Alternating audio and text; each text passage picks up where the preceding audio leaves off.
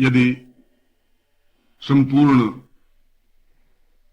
भारतीय शास्त्रों का मंथन किया जाए तो प्रारंभ से लगा करके आज तक भारतीय दर्शन और भारतीय ज्ञान, भारतीय चिंतन और भारतीय विचारधारा को स्पष्ट करने के लिए एक एक करके 108 उपनिषदों की रचना हुई। जब वेदों के भाष्य और वेदों के अर्थ समझ से परे हो गए तो ऋषियों ने उपनिषदों की रचना की। जब ज्ञान और चिंतन लोगों की समझ से परे हो गया तो फिर उपनिषदों की रचना करके लोगों को समझाने की प्रक्रिया प्रारंभ की।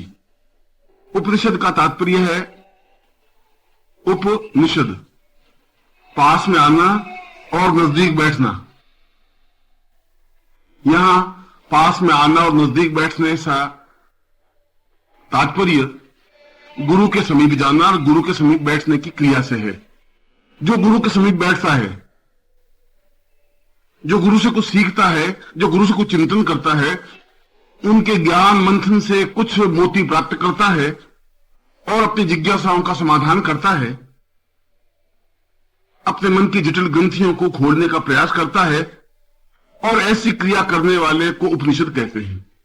उपनिषद कोई कागजों के टुकड़े नहीं है, उपनिषद कोई इबारतें नहीं है, लिखी हुई कोई पंक्तियां नहीं है। उस समय शिष्य अपने जीवन का मूल ध्येय मर्म यह समझता था कि मेरे जीवन की पूर्णता तभी प्राप्त हो सकती है जब मैं गुरु के पास जाऊं, योग्य गुरु के पास बैठूं और उनसे सीख प्राप्त करूं, शिक्षा प्राप्त करूं, ज्ञान प्राप्त करूं। मगर उपनिषद का एक और तात्पर्य है। गुरु के पास बैठना ही उपनिषद नहीं है। उपनिषद का मतलब है नजदीक जाना।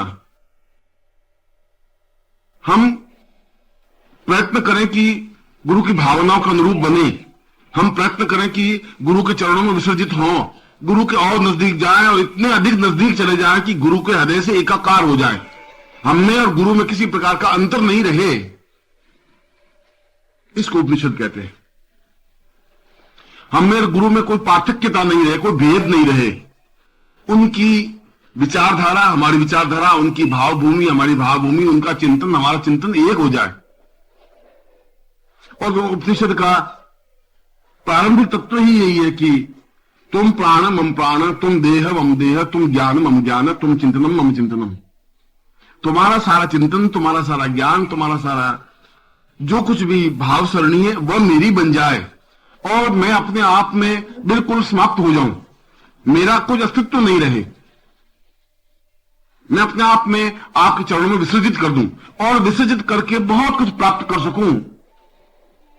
इस स्थिति को उपनिषद कहते हैं। ऋषियों ने कई उपनिषदों की रचना की। कठोपनिषद, मांडुक्य उपनिषद, तैत्तरीय उपनिषद और एक एक करके 108 उपनिषदों की रचना होती गई। जहां भी ज्ञान की गुत्थी उलझती, जहां ज्ञान की गुत्थी को सूत्र में समझाने की व्याख्या सही ढंग से नहीं हो पाती तो उस सूत्र को विस्तार से स्पष्ट करने के लिए उपनिषदों की आवश्यकता पड़ी। एक सूत्र को लिया और एक सूत्र को विस्तार से विवेचित किया और इसे उपनिषद बनाया। उपनिषदों का तात्पर्य है कि हम उस सूक्ति को गहराई के साथ समझ सके, हृदय के अंदर उतार सके, पूर्णता के साथ चिंतन मनन विचार धारणा कर सके।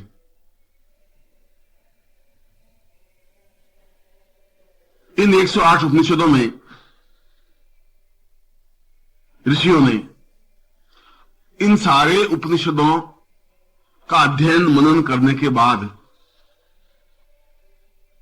यह एहसास किया, यह विचार किया, यह स्पष्ट किया कि यद्यपि प्रत्येक उपनिषद अपने आप में एक अलग विधा लेकर के बैठा हुआ है, प्रत्येक में अलग अलग ज्ञान है, अलग अलग चिंतन है, प्रत्येक उपनिषद अपने आप में पूर्ण है, ज्ञान के क्षेत्र में अपने आप में अद्वितीय है,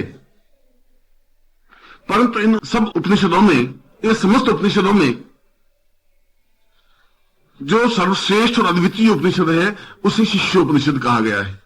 शिष्योपनिषद, यहां पर शिष्य को समझने की जरूरत होगी। उपनिषद और शिष्य में कोई अंतर ही नहीं है, दोनों का शब्द अर्थ एक है। शिष्य का मतलब है शिष्य होना, नजदीक होना, और गुरु के हृदय के नजदीक पहुंचना, और ऐसी स्थिति तक पहुंच जाना कि गुरु के हृदय से एकाकार हो सके, उसको शिष्य कहते हैं। शिष्य का तात्पर्य कोई देह से नहीं है, शिष्य का तात्पर्य कोई शरीर से नहीं है, शिष्य का तात्पर्य खड़े होकर हाथ जोड़ने से नहीं है, शिष्य का तात्पर्य को दीक्षा लेने से नहीं है। यह तो एक भाव है। पूर्णता और शिष्यता तो तब प्राप्त होती है जब हम दीक्षा लें, और दीक्षा लेकर के गुरु के पास जाएं, गुरु के पास पहुंचे, गुरु से एकाकार हो सके और अपने आप को पूर्ण रूप से विसर्जित करके गुरु के हृदय में एकाकार हो जाए, तब हमारी शिष्यता प्रारंभ होती है। तब शिष्यता का समापन नहीं हो पाता। और जहां शिष्यता नहीं है वहां उपनिषद भी नहीं है, कि उपनिषद का तात्पर्य भी गुरु के नजदीक जाना है और उनके हृदय से एकाकार होकर ज्ञान प्राप्त करना है। शिष्य का तात्पर्य भी है कि गुरु के नजदीक जाना है और उनके हृदय से एकाकार होकर ज्ञान प्राप्त करना है। इस दृष्टि से देखा जाए तो उपनिषद और गुरु, उपनिषद और शिष्य, इन दोनों में समान धर्मिता है। दोनों का एक ही लक्ष्य है, एक ही चिंतन है, एक ही विचार है, एक ही भावना है, और दोनों इस पथ के लिए प्रयत्नशील है कि उस महासागर में से हमें कुछ बूंदे प्राप्त हो जाए। जो ज्ञान का अथाह समुद्र है उसमें से हम अवगाहन करके अपने आप को पवित्र और दिव्य बना दें। और इसीलिए शास्त्रकारों ने, ऋषियों ने, महर्षियों ने, योगियों ने, वे चाहे किसी भी धर्म और संप्रदाय के रहे और वे चाहे किसी भी प्रकार के शैव या वैष्णव या ब्राह्मी संप्रदाय या अघोर संप्रदाय, और इस शास्त्र में और तंत्र साधना में और मंत्र साधना में जितने प्रकार के संप्रदाय बने, उन सारे संप्रदायों में सभी योगियों ने और सन्यासियों ने, शास्त्रज्ञों ने और चिंतकों ने, विचारकों ने इस बात को स्वीकार किया कि जब तक हम शिष्योपनिषद को समझे नहीं, जब तक उसको अपने हृदय में उतारे नहीं, तब तक अन्य उपनिषद पढ़ना ही व्यर्थ है, तब तक जीवित रहना ही व्यर्थ है, तब तक जीवन में आगे बढ़ने की क्रिया संभव ही नहीं है। और इसीलिए उन्होंने एक स्वर से स्वीकार किया कि शिष्योपनिषद प्रत्येक व्यक्ति का प्रारंभिक हेतु है और जीवन का अंतिम हेतु है। अन्य उपनिषद पढ़े या नहीं पढ़े, अन्य उपनिषदों की चर्चा करें या नहीं करें, अन्य उपनिषदों के मर्म समझे या नहीं समझे, तो कोई जरूरत नहीं है। क्योंकि यदि हम सही ढंग से शिष्योपनिषद समझ लेते हैं और उस शिष्योपनिषद को अपने हृदय में उतार लेते हैं, तो अन्य उपनिषद तो अपने आप हमारे हृदय में उतर जाएंगे, अन्य उपनिषद तो अपने आप हमारे समझ में आ जाएंगे। उनके लिए प्रयत्न करने की जरूरत नहीं है। क्योंकि जब हम गुरु के हृदय में उतरेंगे तो गुरु का जितना अथाह ज्ञान है उनसे हम संपृक्त हो जाएंगे, उनसे हम संबंधित हो जाएंगे, वह सब कुछ ज्ञान हमें अपने आप प्राप्त हो जाएगा।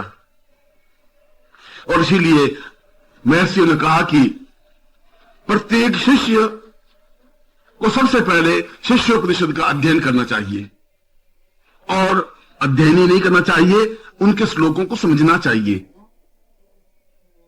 और समझने के साथ साथ अपने हृदय में उतारना चाहिए, अपने जीवन में उतारना चाहिए, अपने व्यवहार में उतारना चाहिए। हो सकता है कि आज के इस भौतिकमय वातावरण में ऋषियों की यह वाणी थोड़ी अटपटी लगे, आज के स्वार्थमय युग में यह लगे कि गुरु ने अपनी प्रशंसा ज्यादा कर दी है, मगर ऐसा नहीं है। यदि हमें हरिद्वार में या गंगा में स्नान करना है, पवित्र होना है, तो हरिद्वार जाना ही होगा और नदी में छलांग लगानी ही होगी। यदि हमें मानसरोवर की उस झील में अवगाहन करना है तो मानसरोवर तक यात्रा करनी ही होगी। और यदि हम ज्ञान में पूर्णता प्राप्त करनी है तो गुरु के समीप जाना ही होगा, उसमें एकाकार होना ही होगा। इसलिए यदि हमें जीवन में उस पूर्ण सत्य के दर्शन करने हैं, उस पूर्णत्व के दर्शन करने हैं, यदि हम पूर्णमदा पूर्णमिदं बनना है, तो फिर हमें शिष्य की परिभाषा समझनी होगी, तब हमें गुरु के समीप जाना होगा। क्योंकि सारा ज्ञान पोथियों में लिखा हुआ नहीं है, और अगर ज्ञान पोथियों में लिखा हुआ भी है तो पुस्तकें उस ज्ञान का विवेचन नहीं कर सकती, समझा नहीं सकती, हृदय में उतार नहीं सकती। उस हृदय में उतारने के लिए गुरु की आवश्यकता है। जब गुरु समझा सके कि इस पंक्ति का, इस तत्व का, इस धारणा का अर्थ क्या है। यदि हमें शंकराचार्य को समझना होगा तो शंकराचार्य के ग्रंथ हमें नहीं समझा सकते। शंकर भाष्य हमें पूर्ण ज्ञान, पूर्ण चिंतन नहीं दे सकता। इसके लिए गुरु की जरूरत है। कैसे गुरु की जरूरत है? वह गुरु जो अपने ज्ञान के बल से, अपनी साधना के बल से अपने अंदर शंकराचार्य को उतार सके। जब उतार सके तो शंकराचार्य उसके शरीर में, उसके हृदय में, उसके प्राण में उतर करके उस मूल भावना को स्पष्ट कर सके जो शंकराचार्य उस शंकर भाष्य में कहना चाहते थे। और तब गुरु उस मूल चिंतन को अपने शिष्य को दे, और ऐसा करने पर ही उसका मूल चिंतन की एक परिधि, एक परिणी, एक तरीका, एक रास्ता बनता है। शंकराचार्य से वह मूल रूप से ज्ञान गुरु के हृदय में उतरा, और गुरु के हृदय से वह ज्ञान शिष्य के हृदय में ज्यों का क्यों उतरा, उसमें किसी प्रकार का बनावट, भेद या अंतर नहीं आया। यह जरूरी है। यह गुरु के लिए कठिन क्रिया है, और यह गुरु तभी ऐसा कर सकता है जो अपने आप में योग्य है, जो अपने आप में अद्वितीय है, जो अपने आप में श्रेष्ठ है। मैं चर्चा कर रहा था शिष्योपनिषद की,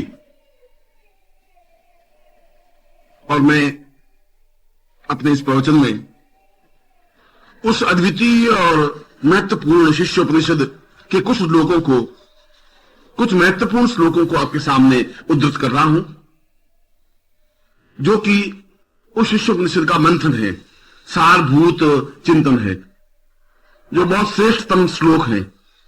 और मैं उन श्लोकों का अर्थ भी आपके सामने स्पष्ट करूंगा, जिससे ज्ञात हो सके कि ये उपनिषद हमारे जीवन में पूर्णता प्राप्ति के लिए कितना अधिक आवश्यक है।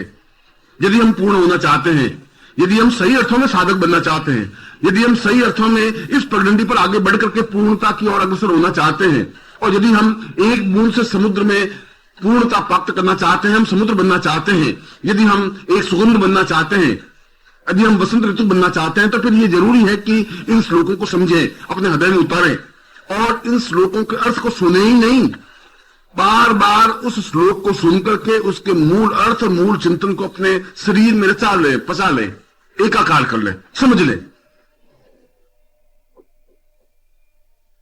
ऐसा होने पर ही इस युग में भी और इस जीवन में भी वह सब कुछ प्राप्त हो सकता है जो हमारे जीवन का लक्ष्य, जो हमारे जीवन का ध्येय, जो हमारे जीवन का उद्देश्य है।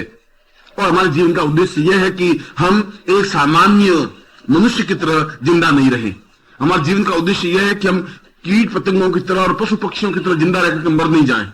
हमारे जीवन का उद्देश्य है कि यदि हम उस भारतवर्ष में पैदा हुए हैं, यदि हम विश्व में पैदा हुए हैं, इस ब्रह्मांड के एक भाग हैं, तो हम उस ज्ञान और चिंतन को प्राप्त कर लें जो ज्ञान हमारे पूर्वजों की थाती है।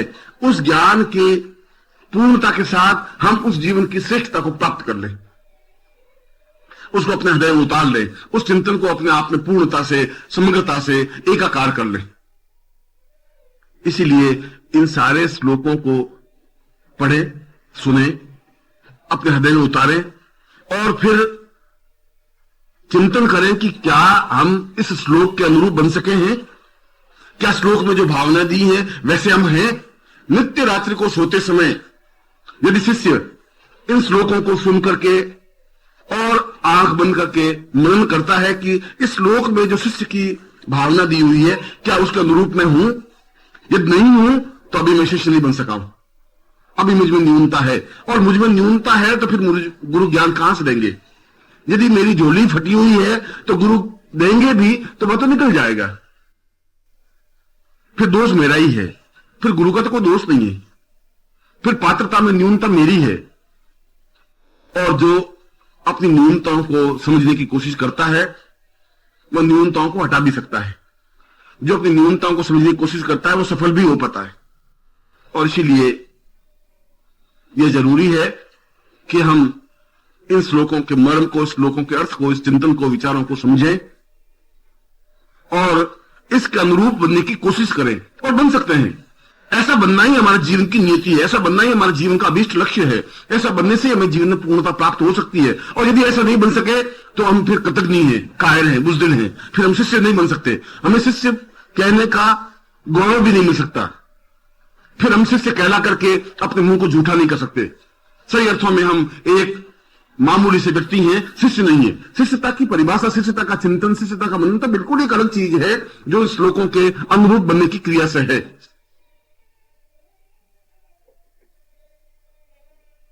मैं कुछ महत्वपूर्ण श्लोकों को इस प्रवचन के माध्यम से स्पष्ट कर रहा हूं, जो हमारे ऋषियों ने कहा है, मैंने नहीं, जो हमारे पूरे शास्त्रों के मंथन ने कहा है और विवेचन किया है। यदि उस युग में यह वाणी सत्य थी, यदि ब्राह्मण काल में यह वाणी सत्य थी, यदि रामायण महाभारत काल में यह वाणी सत्य थी, और यदि शंकराचार्य ने इस शिष्योपनिषद को अपने जीवन में उतारने का प्रयास किया और कहा कि शिष्योपनिषद को एक धार्मिक ग्रंथ की तरह अपने जीवन में उतारना चाहिए, तभी हम ज्ञान में पूर्णता प्राप्त कर सकते हैं, और उस समय अगर ये वाणी सत्य थी तो आज के युग में भी ये वाणी सत्य है। युग नहीं बदले हैं, मनुष्य बदल गया है, और उस बदले हुए मनुष्य में से हमें नए मनुष्य को ढूंढना होगा। इस बदले हुए मनुष्य में से हमें उन मनुष्यों को छांटना होगा जो अपने आप में नवीनता को लेकर के आगे बढ़ रहे हैं, जो ज्योति स्तंभ हैं, जो दीप स्तंभ हैं, जो आगे बढ़ने का हौसला हिम्मत रखते हैं, जो सही अर्थों में शिष्य बनने का गौरव प्राप्त करने में सक्षम हैं। और यदि इस भीड़ में से, समाज की भीड़ में से 5, 10, 15, 20, 25, 50 भी ऐसे शिष्य निकल आए तो यह पृथ्वी वापिस सुखी और सफल और संपन्न हो जाएगी। यदि हम 100 शिष्य भी ऐसे इस पृथ्वी तल पर निकाल सके तो यह देश, यह विश्व, यह ब्रह्मांड अपने आप में वापिस उन्नत, वापिस सुखी, वापिस सफल, वापिस ज्ञानवान, चेतना युक्त और वापिस अपने आप में अद्वितीय बन सकेगा। इसलिए मैं उन ऋषियों की वाणी को इन श्लोकों के माध्यम से स्पष्ट कर रहा हूं।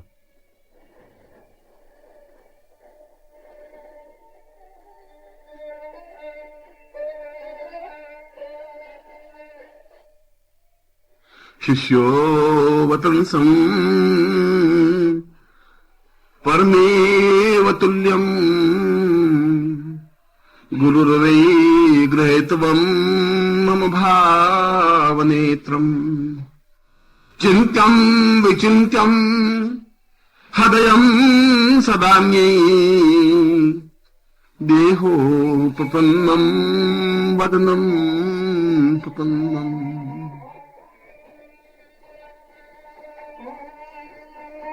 शिष्य का तात्पर्य है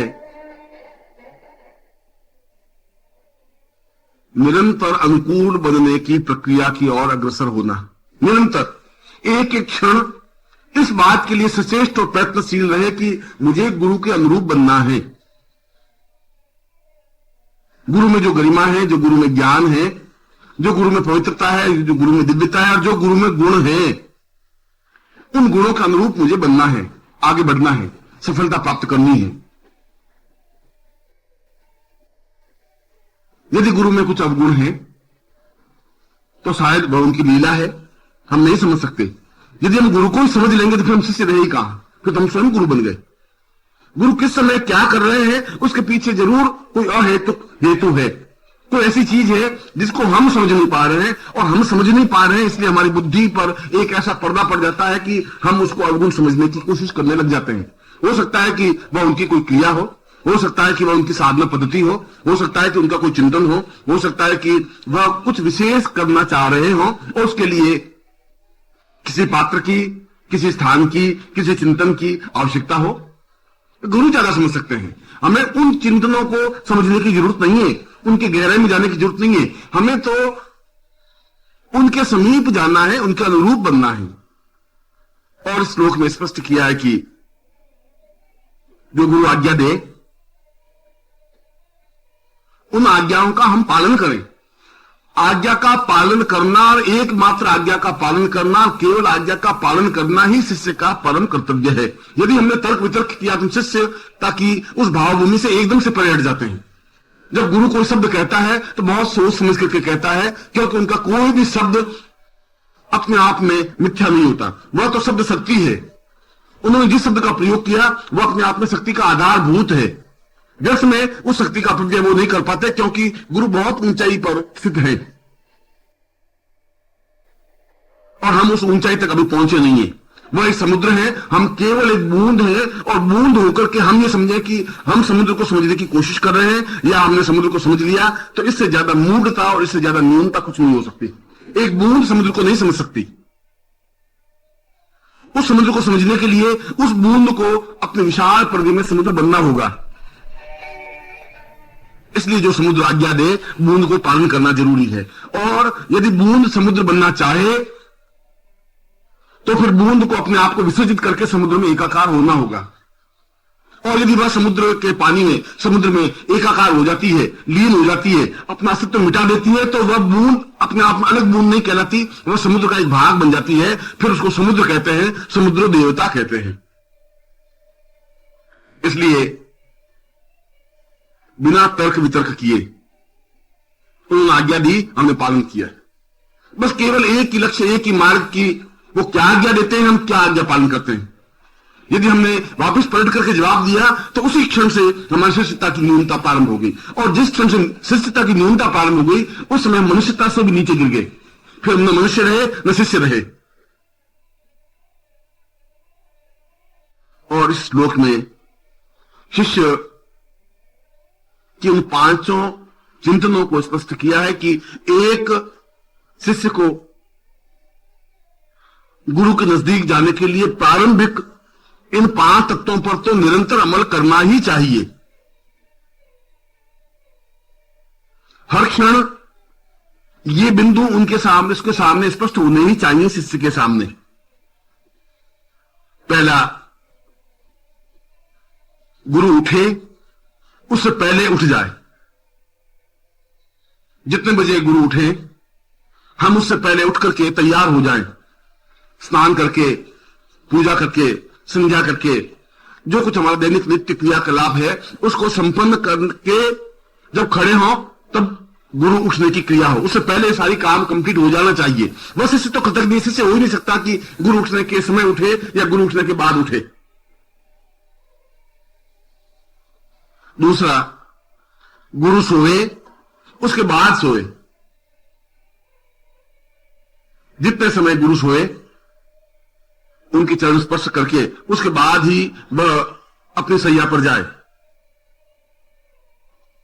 तीसरा, हर समय दिन को या रात्रि को सतर्क रहे, थोड़ी सी गुरु की आवाज आने पर उठ के खड़ा हो जाए, तैयार रहे, आगे से छोड़ करके उनकी आज्ञा पालन के लिए तैयार रहे, समुद्र रहे। ऐसा नहीं कि गुरु आवाजें देते ही रहे और तुम गहरी नींद में सोते ही रहो। यह तो शिष्य के लक्षण नहीं है, तो शिष्य के चिंतन नहीं है। चौथा, शिष्य के लिए जरूरी है कि वह निरंतर साधनारत रहे, प्रत्येक क्षण इस बात का प्रयत्न करता रहे कि मुझे साधना के क्षेत्र में अग्रसर होना है। और पांचवा चिंतन कि गुरु की आज्ञा का बिना नूनच किए, बिना तर्क वितर्क किए पालन करे, और केवल मात्र पालन ही करे। ये 5 तत्व लेकर के शिष्य आगे बढ़े, तब शिष्य की पहली सीढ़ी पर पांव टिकता है। हम नित्य मंथन विचार करें कि क्या हम ऐसा कर रहे हैं, और यदि नहीं कर रहे हैं तो फिर हमारी न्यूनता है, फिर हमारी गलती है। और इस श्लोक में यह स्पष्ट किया है कि गुरु के प्रति हमारे जो कर्तव्य हैं, जो उत्तरदायित्व हैं, जो गुरु ने हमें काम सौंपे हैं, उन कामों को बिना हिचकिचाहट के पूरा करता रहें, पूरे करते रहें। यह अलग बात है कि उन्होंने हमें क्या काम सौंपा है, यह तो वे समझें। हो सकता है कि हम ज्ञान के क्षेत्र में बहुत महान हो और हमें रसोई बनाने के लिए काम सौंप दिया हो। यह हो सकता है कि हम दर्शन के क्षेत्र में बहुत अच्छे जानकार हो और हमें लकड़ियां काटने के लिए जंगल में भेज दिया हो। मगर यदि उन्होंने ऐसा काम सौंपा है तो उसके पीछे उनका कोई हेतु होगा, कोई कारण होगा, जरूर उनके कोई नियमन होगा, तभी मुझे ऐसा काम सौंपा गया है। ऐसा शिष्य चिंतन करता ही रहे, और जो भी काम सौंपे उसमें किसी प्रकार का प्रमाद और आलस्य नहीं रखते हुए उस कार्य को समय पर पूरा करके उनके चरणों में समर्पित कर दे। यह शिष्य का लक्षण, यह शिष्य का चिंतन, यह शिष्य का विचार है, यह धारणा है। ऐसी क्रिया होने पर वह शिष्यता के पगडंडी पर, शिष्यता के रास्ते पर आगे बढ़ने की ओर अग्रसर होता है। नित्य रात्रि को हम मंथन करें, सोचें कि क्या हम ऐसा कर रहे हैं। और इस श्लोक में यही स्पष्ट किया है कि यदि गुरु आज्ञा नहीं दे तो हम ऐसा प्रयत्न करें कि हमें कुछ आज्ञा दे, हमें कुछ काम सौंपे, कैसा भी काम सौंपे, कठिन से कठिन काम सौंपे, सरल से सरल काम सौंपे, मगर हम उस कार्य को करने की ओर अग्रसर हों, निरंतर उनकी आज्ञा का पालन करते रहें। एक आज्ञा दे, एक आज्ञा का काम पूरा कर दिया है तो फिर उनकी आंखों की तरफ ताकते रहें कि हमें दूसरी आज्ञा दे, हम उस आज्ञा में जुट जाएं। यह शिष्य का लक्षण है, यह शिष्य का चिंतन है, यह शिष्य का विचार है। दीर्घो वतम सम वदतं च नित्यं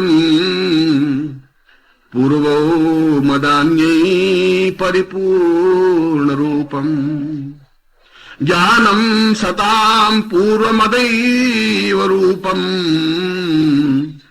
शिष्यो वदान्यै वदतं वदैव।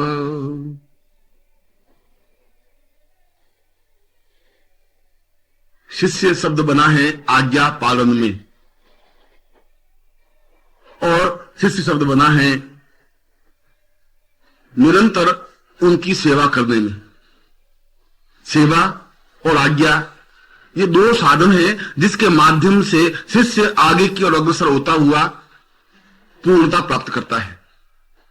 जो सेवा नहीं कर सकता वह समर्पण भी नहीं कर सकता, और जहां समर्पण नहीं है वहां शिष्यता नहीं है। इसलिए शिष्यता के तीनों शब्द अपने आप में एक अर्थ ही है, एक ही अर्थ है, सेवा, समर्पण और शिष्यता। जहां सेवा है वहां समर्पण है, जहां समर्पण है वहां शिष्यता है। और इन तीनों का जब समन्वय होता है, जब तीनों तत्व एक साथ मिल जाते हैं, तब गुरु के पास में शिष्य आगे बढ़ने की ओर अग्रसर होता है। तब समझना चाहिए कि मैं आगे बढ़ रहा हूं। यदि उसमें सेवा करने की भावना नहीं है, और यहां सेवा का तात्पर्य उस श्लोक में, इस उपनिषद में स्पष्ट किया है कि जो गुरु की इच्छा है उस कार्य को प्रसन्नता पूर्वक करने की क्रिया को सेवा कहते हैं। यदि गुरु पानी पीना चाहे और हम उनके सामने अच्छे भोजन ला के रख दें, ये सेवा नहीं है। उनके लिए उस समय उनको पानी का प्यास बुझाना जरूरी है, सही समय पर उनकी सेवा करनी जरूरी है। और निरंतर जैसे चकोर चांद को ताकता रहता है, उसी प्रकार से निरंतर हमारी आंखें उनके चरणों की ओर टिकी हुई रहे। वह शिष्य हो ही नहीं सकता कि जो उनकी आंख से आंख मिला करके बात करे, वो शिष्य नहीं हो सकता। वो तो कृतज्ञ है, पापी है, वो तो अपने आप में दुष्ट है, वो अधर्मी है। इतनी हमें क्षमता नहीं है कि पहाड़ की ऊंची चोटी पर हम खड़े होकर के बात करें। हमारी आंखें निरंतर अगर हम उनके सामने उपस्थित हो तो उनके चरणों की ओर हो। घुटनों से ऊपर हमारी आंख उठे ही नहीं। वो आज्ञा दे और हम आज्ञा का पालन करें। बहस करना या तर्क वितर्क करना या सामने बोलना तो घटियापन का एक अंतिम तरीका है, एक बहुत घटिया और छोटा उपाय है। वह तो शिष्यता की एक न्यूनता है। इसलिए श्लोक में बताया गया है कि शिष्य वह है जो गुरु बुलाए तो उसके सामने उपस्थित हो, मगर नजरें उसकी झुकी हुई हो, दृष्टि उनकी गुरु के चरणों पर हो, और मन में निरंतर ये भाव रहे कि मुझे अवसर मिले और मैं गुरु के पांव दबाऊं, मुझे अवसर मिले और मैं उनके शरीर की सेवा करूं, उनके शरीर की मालिश करूं, उनके शरीर को सुख दूं, उनको स्नान करवाऊं, उनके लिए जल की व्यवस्था करूं, उनके लिए वस्त्रों की व्यवस्था करूं, उनके कपड़े धोऊं, और वह सब कुछ काम करूं जिसके माध्यम से गुरु प्रसन्न हो सके, गुरु को सुख मिल सके। जहां गुरु को सुख मिलने की क्रिया है वह सेवा की क्रिया है, और ऐसी सेवा करने वाला व्यक्ति ही, ऐसा सेवा करने वाला शिष्य ही सही अर्थों में गुरुमय हो सकता है। अभी मैंने श्लोक की व्याख्या करते हुए स्पष्ट किया कि गुरु की सेवा करना शिष्य का पहला कर्तव्य है, आगे बढ़ने का एक क्रिया है, और यह सेवा आगे बढ़कर के समर्पण की भावना में परिवर्तित हो जाता है। क्योंकि छाया की तरह गुरु के साथ रहना और निरंतर उनकी रक्षा करते हुए उनकी सेवा में रत रहना और उनको सुख पहुंचाने का हर क्षण मन में भाव रखना समर्पण है। हर क्षण इस बात का चिंतन रहे कि हम चाहे दूर हों चाहे नजदीक हों। ये जरूर नहीं है कि हम हर क्षण गुरु के चरणों के पास ही हों। यदि गुरु हमें काम सौंपते हैं उनसे 100, 200, 500, 1000 किलोमीटर दूर हों, वहां पर भी हमारा चिंतन हर समय गुरु के चरणों में रहे। हर क्षण ऐसा प्रयत्न रहे कि कोई तरीका हो जिससे हम गुरु से बातचीत कर सकें, उनसे आज्ञा प्राप्त कर सकें, उनको कहें कि आप हमें आज्ञा दीजिए, मैं उस काम को करूं। और यदि उन्होंने कोई काम सौंप दिया है तो सारे काम छोड़कर उस कार्य को संपन्न करे बिना किसी प्रकार का विचार किए। ऐसी क्रिया को समर्पण कहा जाता है। समर्पण का मतलब है अपने पूर्णता के साथ विसर्जित कर देने की क्रिया। जो कुछ हम हैं, हमारी बुद्धि, हमारी भावना, हमारे विचार, हमारा चिंतन और हमारा देह, हमारे प्राण, सब कुछ उनके चरणों में समर्पित करते हुए केवल इसी बात के लिए प्रयत्नशील रहें कि वो आज्ञा दे हम करें। इस बात का विचार किए बिना कि वह क्यों और क्या आज्ञा दे रहे हैं, कैसी आज्ञा दे रहे हैं और उन आज्ञा देने के पीछे उनका मतलब और मकसद क्या है, हम इनको नहीं सोचें। सोचना शिष्यता की न्यूनता है। इसलिए न्यूनता है कि हम गुरु की ऊंचाई को नहीं समझ सकते। जब नहीं समझ सकते तो एक नीचे खड़ा हुआ व्यक्ति उस हिमालय की सर्वोच्च चोटी को वहां से खड़ा खड़ा नहीं देख सकता, समझ नहीं सकता। और जब सेवा और समर्पण में शिष्य पारंगतता प्राप्त करता है, जब वह पूर्ण रूप से सेवामय बन जाता है, जब पूर्ण रूप से समर्पण युक्त बन जाता है, तो अपने आप में साधना का उदय उसके प्राणों में होने लग जाता है। उसके लिए फिर मंत्र जाप जरूरी नहीं है, क्योंकि सेवा ही अपने आप में मंत्र है, समर्पण ही अपने आप में पूरी साधना है। साधना करने के लिए काली के मंत्र जाप करना या लक्ष्मी के मंत्र जाप करना आवश्यक और अनिवार्य है ही नहीं। यदि हम पूर्ण रूप से सेवा कर लेते हैं, यदि हम पूर्ण रूप से समर्पित कर लेते हैं, अपने आप को समर्पित करते हुए समर्पण कर लेते हैं, तो अपने आप में समस्त देवियां और समस्त साधनाएं स्वतः हमारे सामने उपस्थित हो जाती हैं। और ऐसी स्थिति होने पर ही हम सही अर्थों में शिष्य कहलाने का गौरव प्राप्त करते हैं। तब हम कह सकते हैं कि हम शिष्य हैं, तब हम कह सकते हैं कि हमने शिष्यता प्राप्त की है, तब हम कह सकते हैं कि हम शिष्य के अनुरूपता हैं। इसलिए श्लोक के 30 चरण में 30 लाइन में यह कहा है कि निरंतर उस गुरु मंत्र को, जो गुरु ने मंत्र दिया है, जो गुरु मंत्र है, उनको होठों पर अंकित कर ले, खोद दे, लिख दे अपने होठों पर। हर क्षण वह शब्द, वह मंत्र होठों से निकलता ही रहे। 24 घंटे भर नींद में भी अगर हमारे होठों से गुरु मंत्र निकलता है तो समझना चाहिए कि हमें समर्पण की भावना आई है। और ऐसा चिंतन, ऐसी क्रिया यदि साधक करता है, शिष्य करता है, तो अन्य साधनाओं को करने की उसको जरूरत है ही नहीं। क्योंकि उन साधनाओं को करने के बाद ही क्या प्राप्त हो जाएगा? वे साधनाएं और वे उच्चताएं, वे देवी और देवता तो अपने आप में गुरु में समाहित हैं। गुरु ब्रह्मा, गुरु विष्णु, गुरु देवो महेश्वर, गुरु साक्षात पर ब्रह्म, वह तो पूर्ण ब्रह्म है। और जहां पूर्ण ब्रह्म है वहां समस्त देवी और देवता समाहित हैं। तो अलग अलग देवियों और देवताओं की आराधना करने से हजारों हजारों देवियों और देवताओं की हम कब तक आराधना साधना संपन्न कर सकेंगे? इसकी अपेक्षा यदि हम केवल एक गुरु को स्मरण कर लेते हैं, यदि हम केवल गुरु के प्रति समर्पित हो जाते हैं, यदि हम केवल गुरु की साधना ही कर लेते हैं, तो उन सभी देवी देवताओं की साधना तो अपने आप हो जाती है। ऐसी स्थिति जब प्राप्त होती है तब सही अर्थों में वह शिष्य बनने की क्रिया प्रारंभ करता है, वह सही अर्थों में शिष्य बनता है। और जीवन का सौभाग्य है कि हम किसी के शिष्य हैं। यह जीवन का सौभाग्य है कि कोई हमारा गुरु है। यह हमारा सौभाग्य है कि हमारे सिर पर किसी का हाथ है। यह हमारा सौभाग्य है कि हमारे होठों से गुरु शब्द उच्चारित होता है। और यह हमारा सौभाग्य है कि हम गुरु के चरणों में बैठे हैं, उनकी आज्ञाओं का पालन किया है, हमने अपने जीवन में उनकी सेवा की है, उनके पांव धोए हैं, उनके पांवों को दबाया है, उनको सुख पहुंचाने की कोशिश की है और उनसे वह दिव्यता, वह तेजस्विता प्राप्त की है जिसकी वजह से जीवन में पूर्णता और सफलता प्राप्त होती है।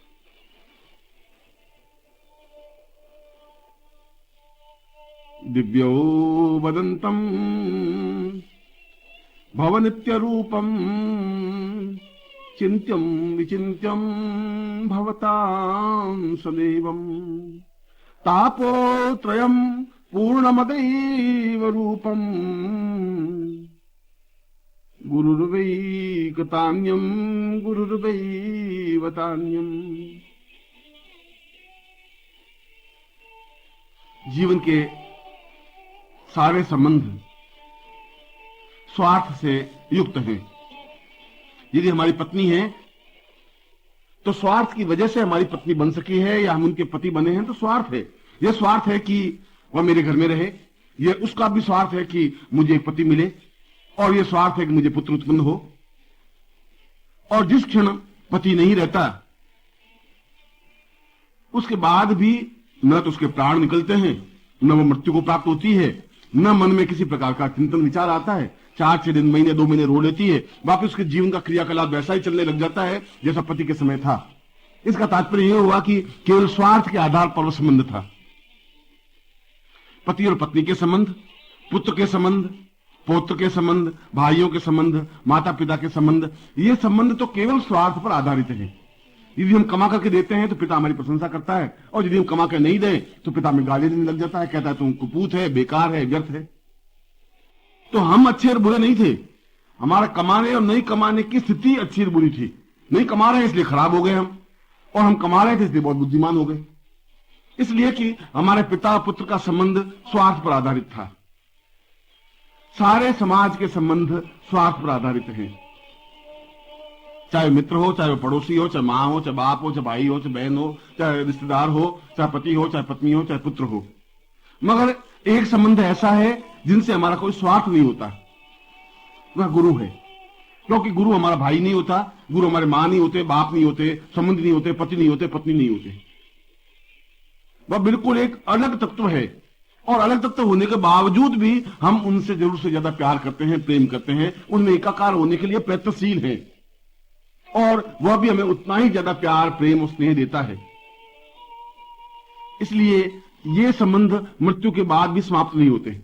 मृत्यु के बाद भी गुरु बिल्कुल हमारे संपर्क में रहते हैं, उस समय तक जब तक हम अन्य लोकों में विचरण करते हुए वापस जन्म नहीं ले लें, वापस सयाने नहीं हो जाए, वापस समझ प्राप्त नहीं कर लें, और वापस हम उस गुरु के वापस चरणों तक नहीं पहुंच जाएं।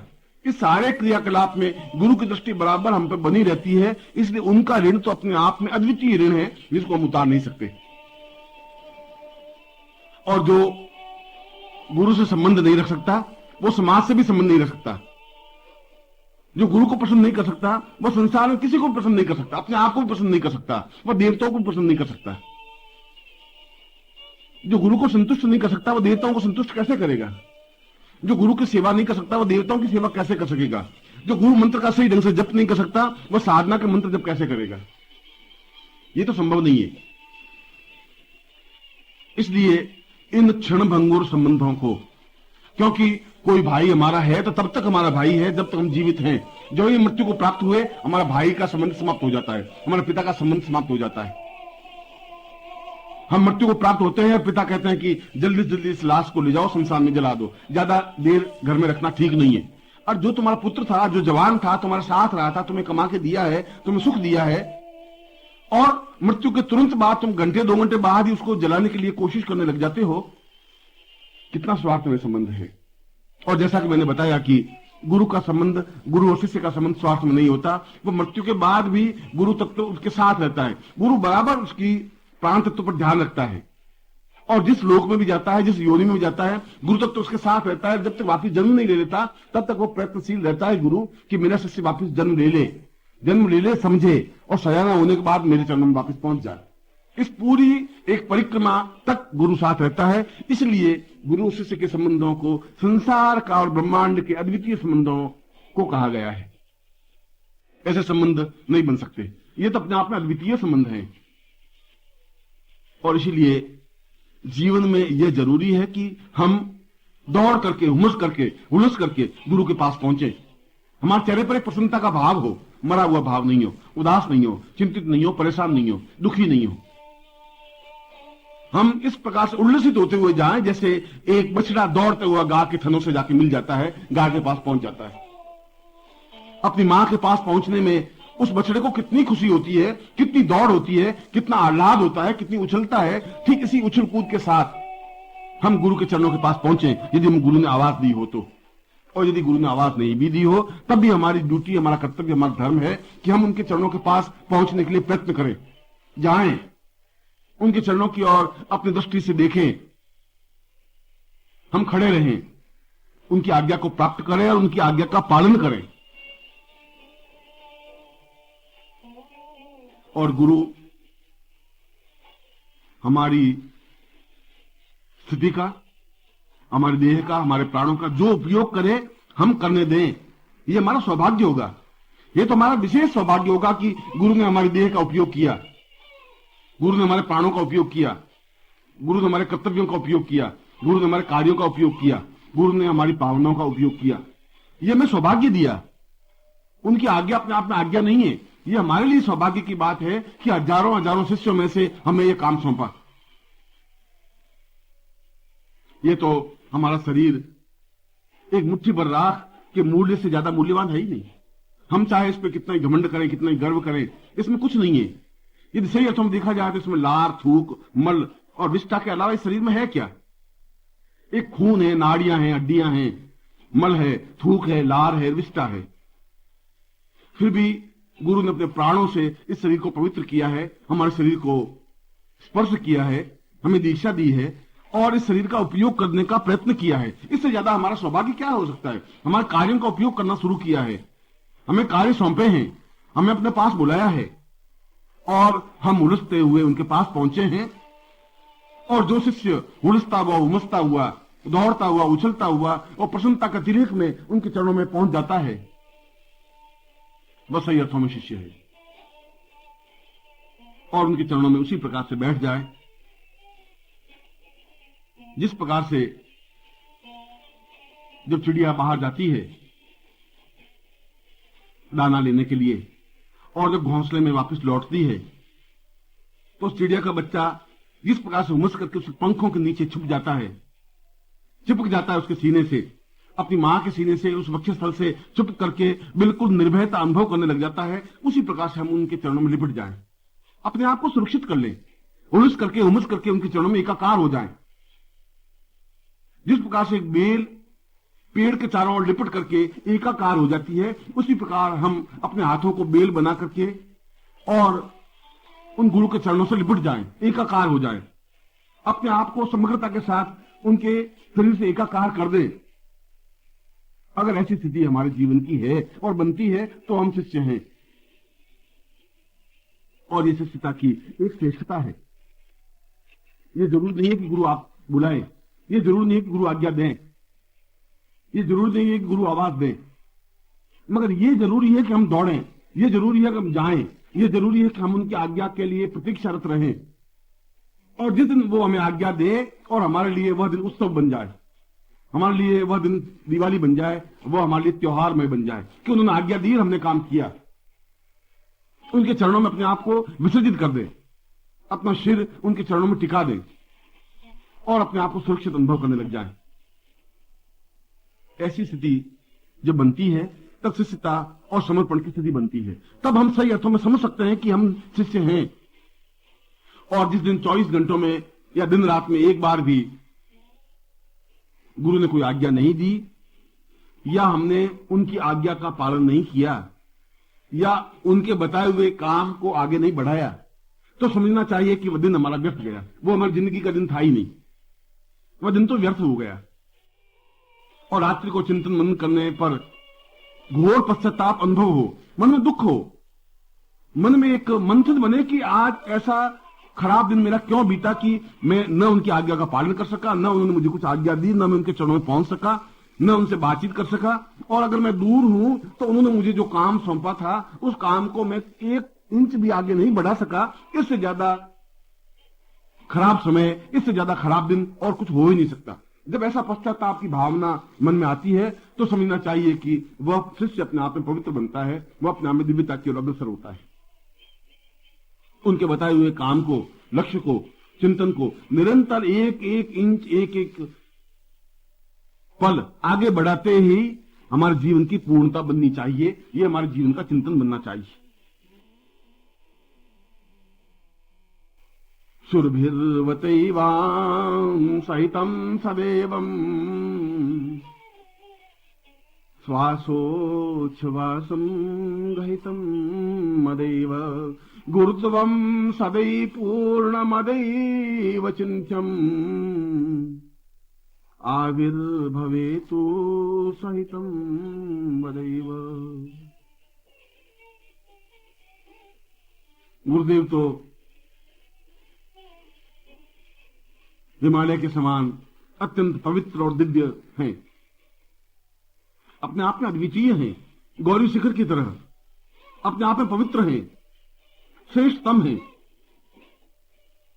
और हम उस पूरे स्वरूप को अपनी आंखों में उतारें, एक टक उनको देखते रहें, उनके स्वरूप को देखते हुए अघाएं ही नहीं, हमारी आंखें प्यासी की प्यासी रहें। जितनी बार भी हम गुरु को देखें, एक नवीन तरीके से हम देखने की क्रिया करें। ऐसा लगे कि इस पूरे व्यक्तित्व को अपनी आंखों में उतार लें, अपने प्राणों में बसा लें, अपने शरीर में एकाकार कर लें। उसकी प्यास बुझे ही नहीं। और शिष्य की अगर प्यास बुझ जाती है, देखने की भावनाएं समाप्त हो जाती है, तो शिष्य है ही नहीं।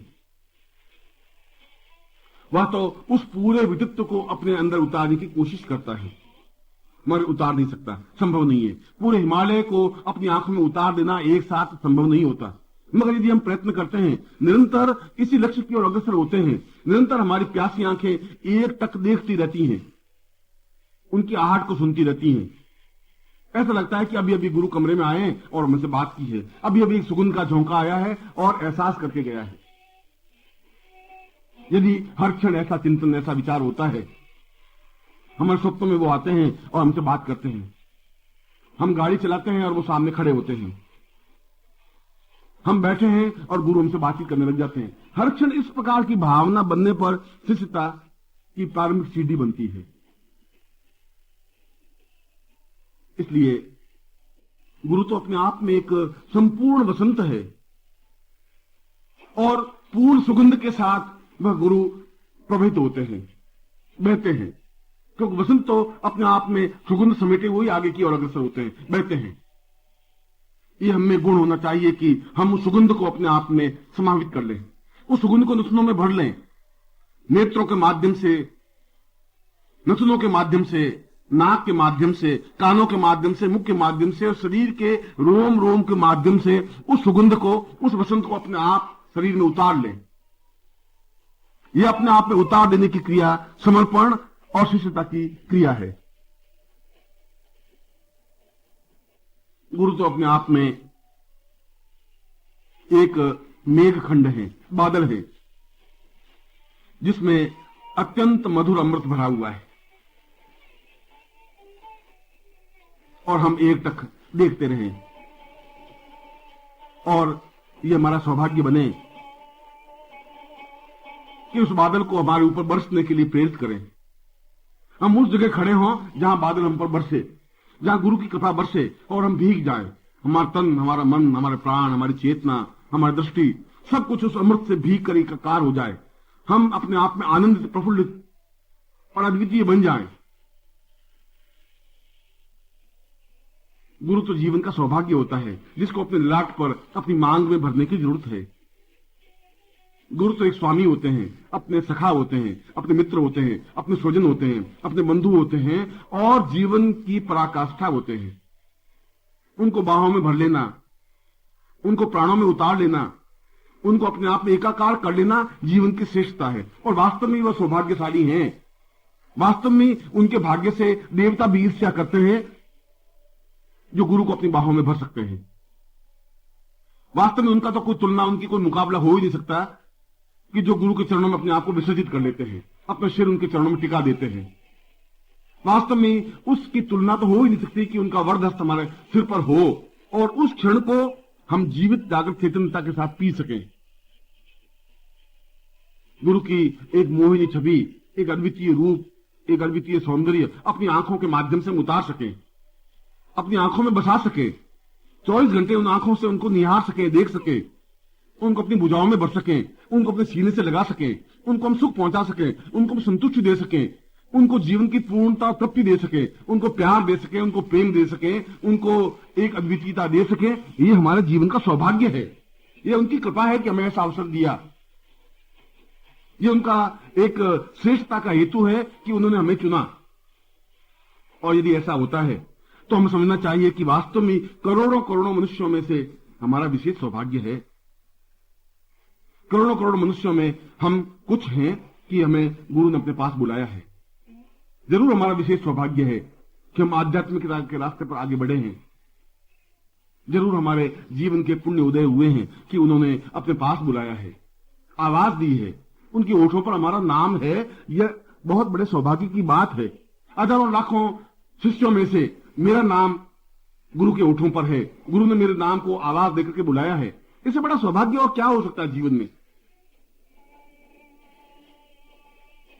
इसलिए गुरु को एक सुगंध कहा गया है, गुरु को एक मस्ती कहा गया है, गुरु को जीवन की छलछलाहट कहा गया है, जीवन को और गुरु को अपने जीवन की पूर्णता कहा गया है। गंगा का एक जल कहा गया है जिसमें स्नान करने से अपने आप में दिव्य देह और पवित्रता बन जाती है। उनको सिद्धाश्रम का सिद्ध पुंज योगी और सिद्धाश्रम का सिद्ध योगा झील का एक हेतु कहा गया है कि हम गुरु के चरणों में रुके, ठीक ऐसा ही लगे कि जैसे सिद्ध योगा झील में अपने आप में अवगाहन कर रहे हैं। इसलिए तो शिष्य की महानता है, इसलिए तो उसके जीवन के इतिहास बनते हैं। और शिष्य के जीवन का इतिहास यही है कि जीवन के किसी पन्ने पर गुरु ने उसको बुलाया था, जीवन के किसी पन्ने पर गुरु के चरणों में हम रहे। हमारे पूरी जिंदगी के किसी पन्ने पर यह लाइन लिखी हुई है कि गुरु ने हमें अपनाया, अपनी भुजाओं में भरा, अपनी बाहों में समेटा, हमसे बातचीत की। और जीवन के किसी पन्ने पर यह लिखा होगा कि हमने अपनी आंखों से गुरु के स्नेह को, प्यार को, सौंदर्य को अपनी आंखों के माध्यम से प्राणों में उतारा। हमने उनको संगीत सुनाया, हमने उनको वाद्य यंत्र सुनाए, हमने उनकी सेवा की, हमने उनको प्रसन्न किया। और इसके बदले में गुरु इतना अधिक ज्ञान, इतनी अधिक चेतना, अधिक प्राण तत्व दे देते हैं कि हमें पता ही नहीं चलता और हमारा सारा शरीर दिव्य, पवित्र और अद्वितीय बन जाता है। हमारे सारे पाप धुल जाते हैं, हमारा सारा मलिनता खत्म हो जाती है।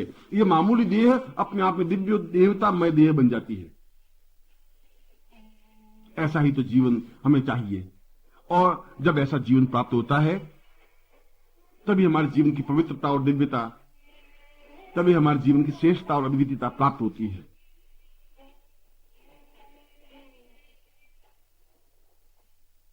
चैतन्य रूपम मपरम सदैव ज्ञानोवतैवै सहितं वदार्ये किं तत्त्वरूपम् अपरं त्वदेयम् चिन्त्यं विचिन्त्यं गुरुवै प्रपन्नम्।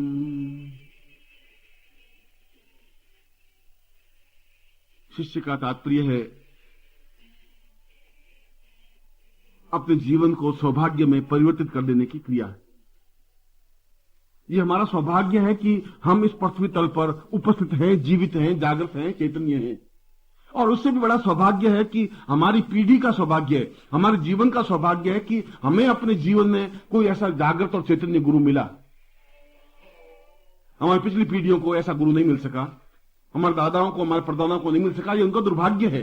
हमारे आने वाली पीढ़ियों को ऐसा गुरु मिल सके ये कोई जरूर नहीं है, पर ये हमारा सौभाग्य है कि हमारे जीवन में कोई ऐसा गुरु है और हम उनके चरणों में हैं। ये दूसरा सबसे बड़ा सौभाग्य है। जो शंकराचार्य के चरणों में रहे वे रहे। आज का एक व्यक्ति चाहे करोड़ रुपए खर्च करके भी शंकराचार्य के चरणों में बैठना तो संभव नहीं हो सकता। जो कृष्ण के साथ रहे वो रहे, हम उनके साथ नहीं रह सके, ये हमारा और हमारी पीढ़ी का दुर्भाग्य है।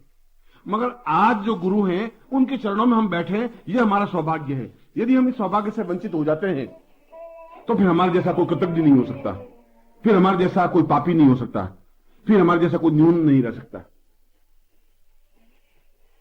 इसलिए सारे काम छोड़ करके हमारा प्रत्येक पल इस बात के लिए प्रयत्नशील हो कि हम किस प्रकार से गुरु के चरणों में पहुंचे, यात्रा करके, परिश्रम करके और अपने समय को देकर के, जैसे भी हो, जिस स्थिति में भी हो, जिस प्रकार से भी हो, हम पहुंचे और उनके चरणों में रहें। और श्लोक की दूसरी पंक्ति में स्पष्ट किया है कि जिस समय शिष्य दोनों हाथ और सिर उनके चरणों में झुका देता है और अपने आंसुओं से उनके चरणों को धो लेता है, आंसुओं से पूरे चरणों को प्रक्षालित कर लेता है और प्रक्षालन करने के बाद, धोने के बाद यदि उनके चरणों में उसे काशी दिखाई देती है, हरिद्वार दिखाई देता है, गंगा दिखाई देती है, देवी और देवता दिखाई देते हैं, तो समझना चाहिए कि हम सही अर्थों में शिष्य हैं। हम झुके और उनके चरणों में देवता दिखाई दे जाए, हम झुके और उनके चरणों में मंदिर मस्जिद काबा दिखाई देने लग जाए, हम झुके और उनके चरणों में सारे इष्ट और सारे देवता और महाकाली और महालक्ष्मी और महासरस्वती साक्षात रूप में हमारे सामने विद्यमान हो जाए, ऐसा सौभाग्य हो जाए, तो हमारे जीवन की धन्यता है, फिर हमारे जीवन की पूर्णता है, फिर हमारे जीवन की अद्वितीयता है। और हम गदगद कंठ से, भाव विभोर होकर के, प्राणों को उच्छ्वास से, आंखों में आंसू भर करके, दोनों बाहें फैला करके उनके चरणों में लिपट जाएं, ये हमारे जीवन की पराकाष्ठा है, पूर्णता है, श्रेष्ठता है। उस पल की तो तुलना की ही नहीं जा सकती, वह पल अपने आप में अद्वितीय है। और ऐसा ही सौभाग्य आप लोगों को मिले, ऐसा ही सौभाग्य आपके जीवन में नसीब हो। मैं आप सबको ऐसा ही आशीर्वाद दे रहा हूं कि आप सही अर्थों में शिष्य बन सकें।